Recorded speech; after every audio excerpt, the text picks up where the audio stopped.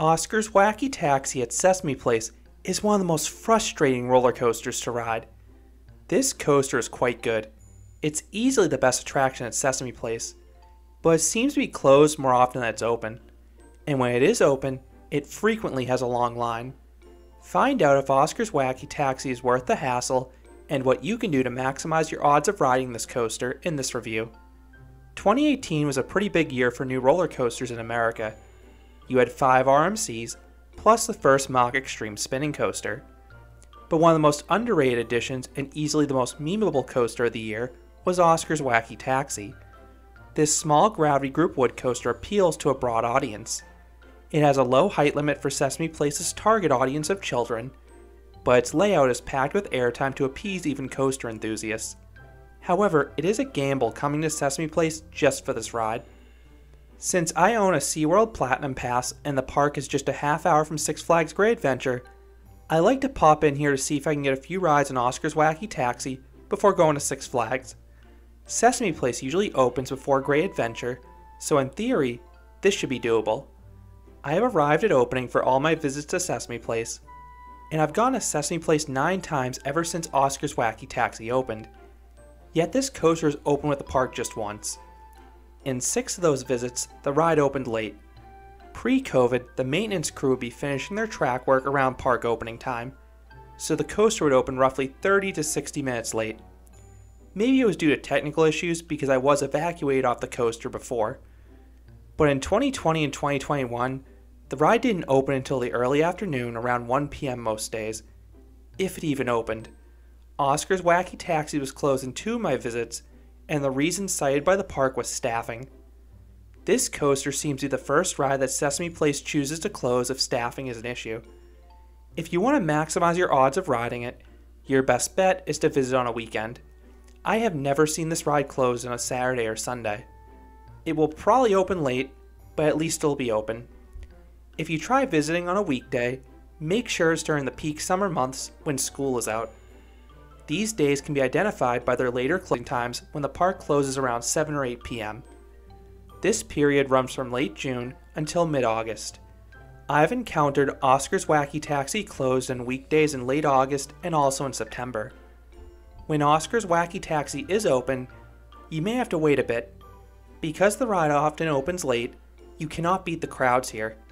And once the ride starts testing for the day, a line will start to form because everyone else has been on the other rides, and you can hear this ride's roar from anywhere in the park.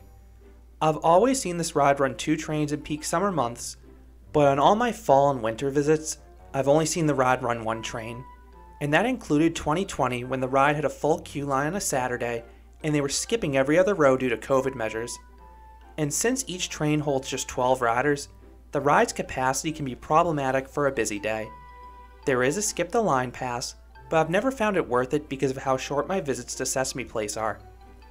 Oscar's Wacky Taxi is located to the left of the main entrance, and it has an unconventional look for a wood coaster. It has green metal supports to match the character the ride is named after. And the coaster is the anchor of a small area known as Sesame City. The area is a cartoony take on New York City, and I like how it looks. The buildings have colorful subway and theater murals on them. The queue line is routed through Grouch Central Park. The first half of this queue is a windy path through a cute garden, and the second half is a straight shot through the coaster support structure. This part gives some cool views of the ride, but it is shockingly loud. This is something I've noticed with all these smaller gravity groups, and it can easily startle or scare young kids. Once you reach the station, you'll find an awesome set of Timberliner trains. These are some of the best looking trains out there. They have a yellow paint scheme to look like taxis, and the lead car features Oscar the Grouch himself at the wheel. And the trains deliver in the comfort department too.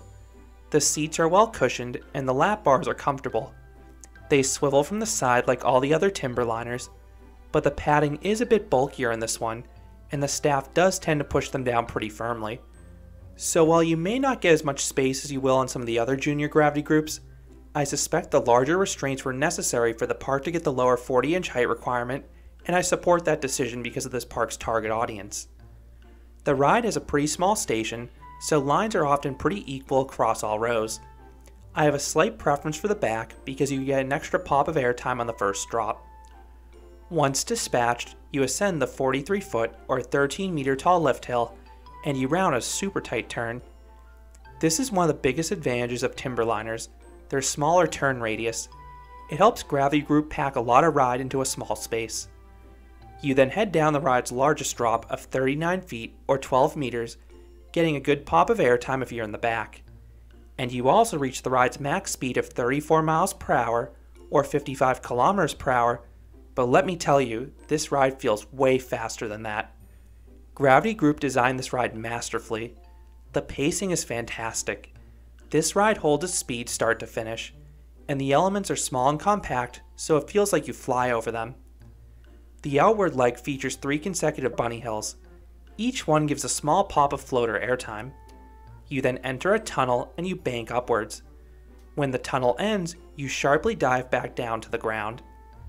This is one of 2 moments of ejector airtime on Oscar's Wacky Taxi.